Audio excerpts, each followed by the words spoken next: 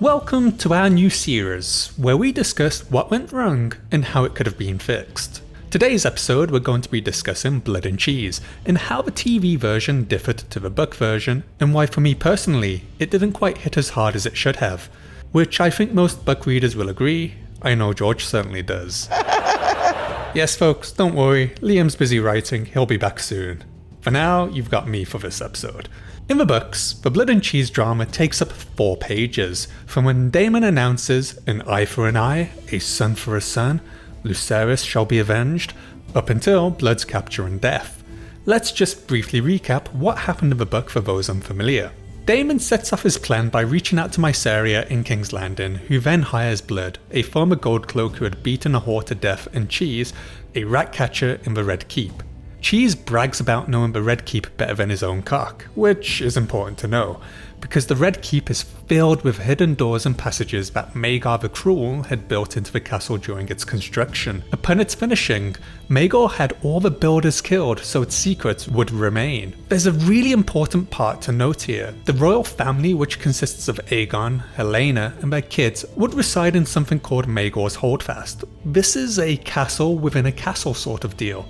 The Holdfast was constructed without any secret passages, but it's surrounded by a moat filled with spikes. There's one way in and one way out, usually with a member of the Kingsguard stood between that way in and out at the foot of the drawbridge, making it the perfect residence for the royal family.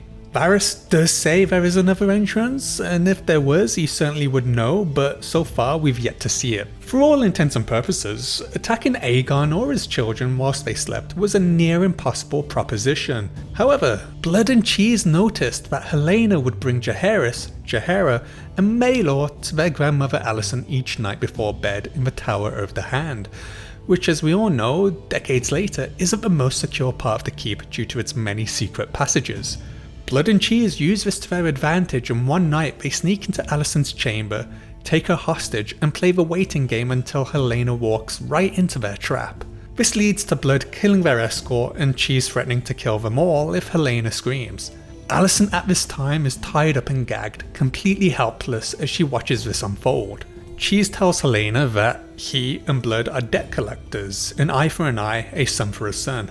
They only wish to kill one of Helena's boys, and it's time for her to choose which one. Horrified, Helaena tries to offer herself in their place, but it's rebutted by Blood, who states a wife's not a son.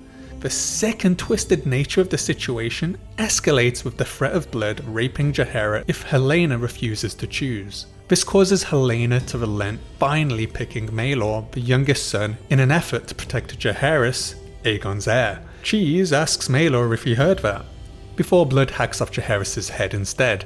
Blood and Cheese then leave without harming anyone else. How nice of them.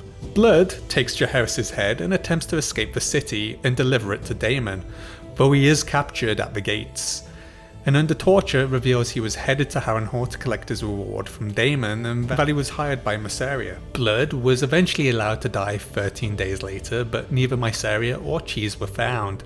Aegon has all the rat catchers of the city killed, and Otto has 100 cats brought to the Red Keep to replace them. This is why in Game of Thrones, Arya is able to chase cats around the keep. In her despair, Helaena is unable to look at Maelor due to the guilt of picking him to die, and Aegon puts his youngest son and now heir in the care of Alicent. That's how it goes down in the books. Now let's talk about the changes. There's a fair few changes in the show, and while on the surface they seem minor and inconsequential, they in fact shift the tone significantly and interfere with some key dynamics. The first change being that Maelor does not exist, and so the choice is not really a choice for Helaena.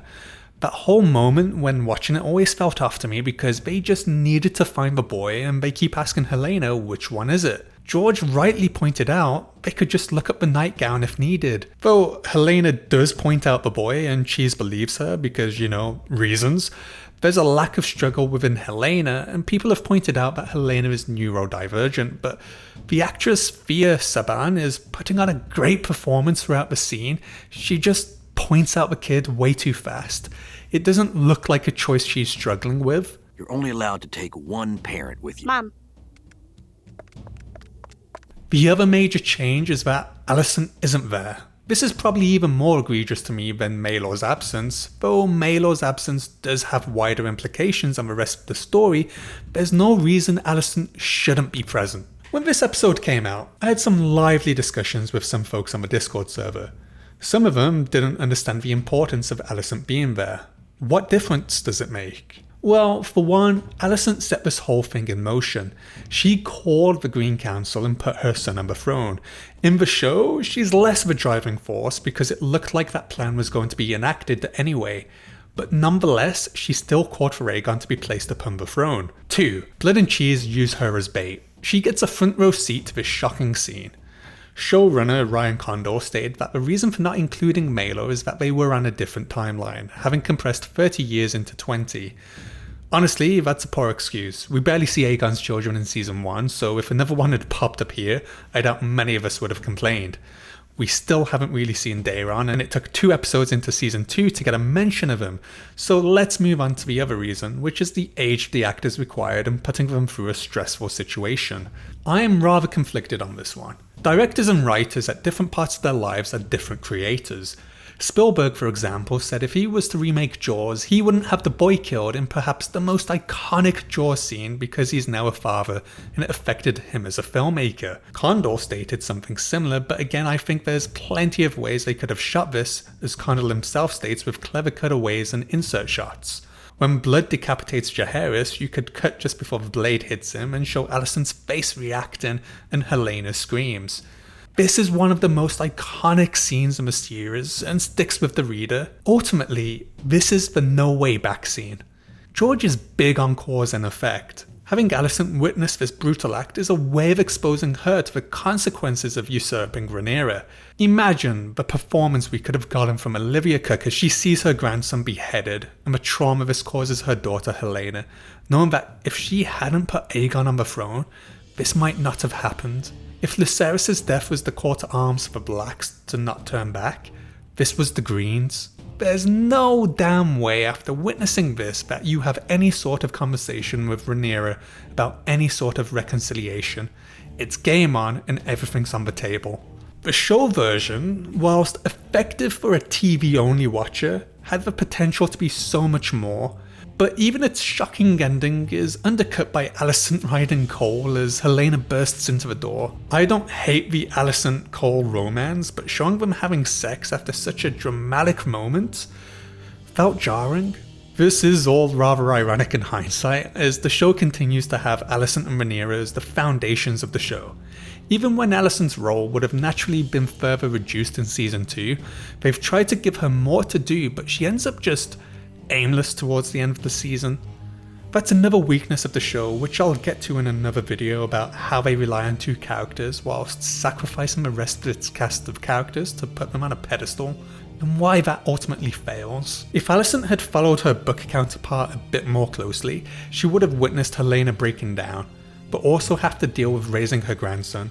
That would have been a fantastic foil for her because throughout the season she's failed in the upbringing of Aegon and Aemond. This is another chance to rectify that by trying to raise Maelor. It came at a bloody cost, but it's also penance for the character. For whatever reason, and again this is another issue of the season overall, which is pacing, they felt the need to nail the storyline in 1 episode. Sure, 4 pages should be more than doable in an hour of TV, but the TV and book aren't fully aligned. For one, Daemon's still on Dragonstone instead of Harrenhal, but that's still not a problem for me. He could still enact this plan from Dragonstone. In fact, it makes it easier for him considering Mysaria falls into his lap. But the whole rowing to Dragonstone to hire Blood and Cheese and killing Jaehaerys takes 12 consecutive minutes of screen time. It's done so easily that you partially wonder why Daemon himself didn't go with a bunch of gold cloaks and make shit of the place. If I was to redo this, I might have had Daemon speak to Mysaria earlier on in the episode during the first 15 minutes and have scenes sprinkled throughout of Blood and Cheese watching the royal court, knowing that they can't get to Aegon because he's always protected, can't get to Maegor's because there's only one entrance, or it's too closely guarded, before noticing that Helena, with one guard, always visits Alicent each evening. It's almost like a heist scene with the characters figuring out patterns and looking for weaknesses to exploit. This actually brings me to a criticism of the Blood and Cheese characters. They are so incredibly inept that I'm amazed they managed to succeed. As we've detailed already, they had a strategy for committing this assassination. They knew they couldn't hammer Aegon or anyone else within Maegor's, but they could set a trap. In the show, they legit just bundle through the situations until they manage to flukily catch Helena. It's more of a bad luck shit happens sort of deal versus a focused plan, and even when the characters are wondering which one is the boy, they acknowledge they could just see which one has a cock and figure it out that way. But resort to trying to get the answer from Helena, which they really don't need. The show does have a limited production, and they have to utilise it as best as possible and cut back in areas. I don't think Maegor's Keep exists as its own separate entity within this universe. We see very little of the layout of the Red Keep, though it is an incredible set in real life as it's all interlinked. In the show, Alicent takes up Rhaenyra's old bedchamber instead of residing in the Tower of the Hand, but that bedchamber is closer to Helena's in the show, which sort of messes up the idea, setting up the trap for Helena to fall into because of the close proximity of everything. We don't get a sense that this is a heavily protected area. To fix some of this, you could just show Helena and the kids walking through the courtyard into the door into the Tower of the Hand. Blood and Cheese see this and concoct a plan. Eventually, if you want Alicent back in the Red Keep, you can just move her back there to care for Maelor or Jaehaera. However, because Alicent takes up Rhaenyra's bedchambers actually does have a secret passage, so they could have still enacted that plan of not being able to get to Helena and the kids in her room, but being able to infiltrate Alicent's room instead. It could have still worked. From a writing perspective, having Blood and Cheese is a huge moment to have in the first episode. This is the first new episode of House of the Dragon for 2 years, so you need to make an impact. Otherwise, if Blood and Cheese is spread into episode 2, you lose that initial shock factor the audience gets by end of episode 1. Without that, do you risk them losing interest? We'll never know, but what we do know is that season 2 feels like we've been treading water after the promise of an all-out war. It's only by the conclusion of season 2 that we feel that war is actually going to kick off. We didn't see many battles in the early seasons of Game of Thrones, but we know once Ned's head left his shoulders, it was all-out war. There wasn't any reconciliation, it was you win the Game of Thrones or you die. One other change I want to address before the end of the video is that Daemon in the show wants Aemon as the target, and if they can't find him, well, it's left ambiguous what he wants. This just doesn't sit well with me. The show loves ambiguity, but I've had enough of it.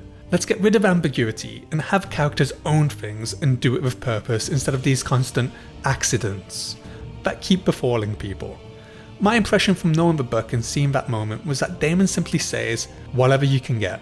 Blood and Cheese do reiterate a son for a son, so he definitely gave them instructions for it to be a male. Even though he walks this back in the next episode, I wasn't fully sure what the writers were trying to do here. Just let characters own it. He has that badass line in the book, let him live up to it. Daemon's not the most morally righteous character, but when it's time for revenge, he's definitely the guy to satisfy that taste. Anyhow, what did you think of Blood and Cheese storyline of the show? Let us know in the comments below, and thanks for watching.